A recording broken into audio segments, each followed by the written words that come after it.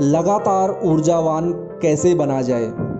हमारी चेतना से हम असीमित शक्ति यानी अनलिमिटेड पावर के भंडार का दोहन कर सकते हैं, जिसका रिजल्ट यह होगा कि हमारी एनर्जी कभी भी कम नहीं होगी।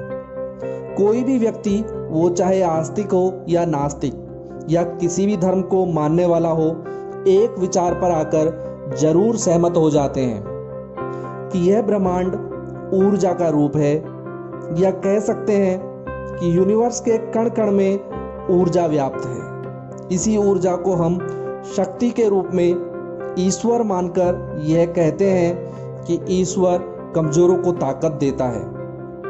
पूरे ब्रह्मांड की ऊर्जा और ऊर्जा का हर रूप उसी एक ऊर्जा से बना है, हम और आप भी। हम ऊर्जा की बर्बादी से बचकर लगातार ऊर्जावान बने रह सकते हैं। कड़ी मेहनत से इंसान की ऊर्जा बर्बाद नहीं होती, बल्कि भावनात्मक असंतुलन, इमोशनल डिसबैलेंस से बर्बाद होती है। और जो व्यक्ति इससे पूरी तरह मुक्त है यानी बैलेंस्ड है, वह ऊर्जावान है। ऊर्जा और व्यक्तित्व की शक्ति को हासिल करने के लिए गहरा आध्यात्मिक जीवन बनाए रखना महत्वपूर्ण है। जब शरीर, मस्तिष्क और आत्मा यानी बॉडी, ब्रेन और सोल मिलकर काम करते हैं, तो व्यक्ति की स्वाभाविक अवस्था लगातार ऊर्जावान बने रहने की होती है और लगातार ऊर्जा का नवीनीकरण भी होता रहता है। जिस व्यक्ति में कोई असंतुलन नहीं, कोई संघर्ष नहीं, कोई इमोशनल इनस्टेबिलिटी नहीं, कोई मानसिक गड़बड़ी नहीं, वह नेचुरल रूप से स्वाभाविक स्वस्थ मनुष्य है।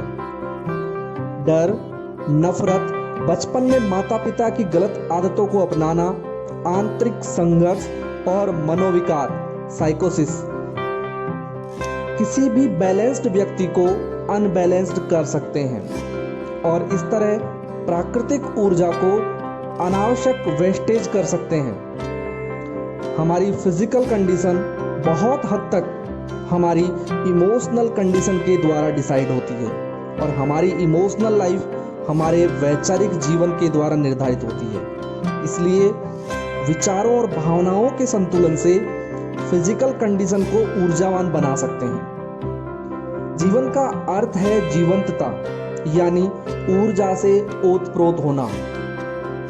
कहा जाता है कि ईश्वर की चक्की धीमे पीसती है, परंतु यह बहुत बारीक पीसती है।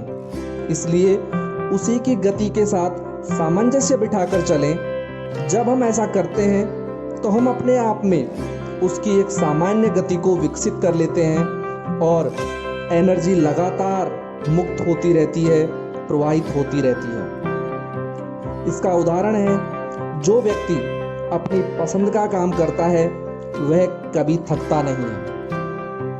लगातार ऊर्जावान बने रहने के लिए अपने वैचारिक और भावनात्मक दोषों को सुधारना महत्वपूर्ण है।